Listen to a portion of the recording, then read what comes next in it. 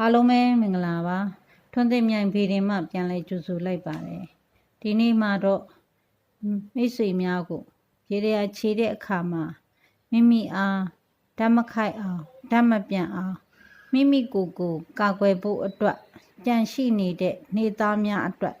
ပြောပြပေးသွားမှာဖြစ်ပါတယ်မိတ်ဆွေများစိတ်ဝင်စားရင်ဗီဒီယိုလေးကိုအဆုံးထိကြည့်ရှုနားထောင်ပေးဖို့အတွက်မေတ္တာရက်ခံပါတယ်မိတ်ဆွေများဓာတ်ရဓာတ်စင်ရင်ပြုလုပ်တဲ့အခါမှာအရွက်ခတ်နဲ့ဓာတ်သဘောအစီရင်တွေနဲ့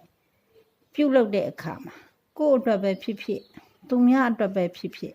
ပြုလုပ်မယ်ဆိုရင်မိမိအားကာကွယ်ဖို့အတွက်အရင်ဓာတ်မခတ်အောင်ဓာတ်မပြန်အောင်ပြုလုပ်ရမှာဖြစ်ပါတယ်ဗုဒ္ဓဘုရားသမီးတယောက်ကတနင်္လာနေ့နနက်6နာရီမှ9နာရီအတွင်းသီလခံယူစောင့်တည်ပြီးတာနဲ့ဖြာပေါ်မှာထိုင်မယ်ပြီးရင်အရှိအရက်ကိုမျက်နှာမူပြီးစနုံးကိုစားဖြူပြီးတော့စတိစားပေးရပါမယ်စားနေရင်မိမိအားဓမ္မခိုက်စေရဓမ္မပြန်စေရလို့9ခေါက်ရွတ်ဆိုရပါမယ်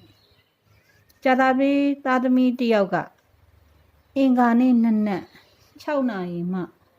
9နာရီအတွင်းသီလခံယူစောင့်တည်မယ်ပြီးရင်တစ်သားပေါ်မှာထိုင်မယ်အရှိတောင်တောက်အရက်ကိုမျက်နှာမူပြီးအုံးယိုကိုစားပေးရပါမယ်စားနေတဲ့အချိန်မှာမိမိအားဓမ္မခိုက်စေရဓမ္မပြန်စေရလို့9ခေါက်ရွတ်ဆိုရပါမယ်တောက်ကြသားသမီးတယောက်ကဗုဒ္ဓဖူးနေ့နနက်6နာရီမှ9နာရီအတွင်းသီလခံယူစောင့်တည်ပြီးကတိမော်မှာထိုင်မယ်တောင်အရက်ကိုမျက်နှာမူပြီး9ကြော်ကိုစားပေးရပါစားနေရင်အချိန်မှာကျွန်ုပ်အားဓမ္မခိုက်စေရဓမ္မပြန်စေရလို့9ခေါက်ရွတ်ဆိုရပါမယ်စနေသားသမီးတယောက်ကဇာတာပရိနေ့နနက်6နာရီမှ9နာရီအတွင်းမိမိအိမ်မှာအိတ်ပေါ်မှာထိုင်မယ်ပြီးရင်အနောက်အရက်ကိုမျက်နှာမူပြီးစီတဲကိုတီကိုစီထည့်ပြီးတော့စားရပါမယ်စားနေရင်မိမိအားဓမ္မခိုက်စေရဓမ္မပြန်စေရလို့9ခေါက်ရွတ်ဆိုရပါမယ်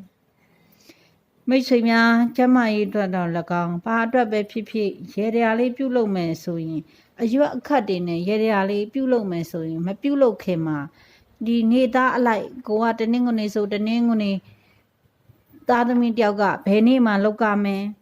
တနင်္လာသားသမီးတယောက်ဖြစ်နေလို့ရှိရင်တနင်္လာသားသမီးကဘယ်နေ့မှပြုလုပ်ရမယ်ဆိုတာကိုတင်ပြပေးထားပါတယ်အဲ့ဒီအစဉ်ရင်လေးမိမိကိုယ်ကိုဓမ္မခိုက်အောင်ဓမ္မပြန်အောင်အစဉ်ရင်လေးလုပ်ပြီးတော့မှရေရများကိုပြုလုပ်နိုင်ပါတယ်နောက်ပတ်မှာလဲကျမရဲ့အတွက်ရေရများကိုဆက်လက်တင်ပြပေးသွားမှာဖြစ်လို့ကြည့်ရှုအားပေးကြပါဦးအားလုံးပဲကျေးဇူးတင်ပါတယ်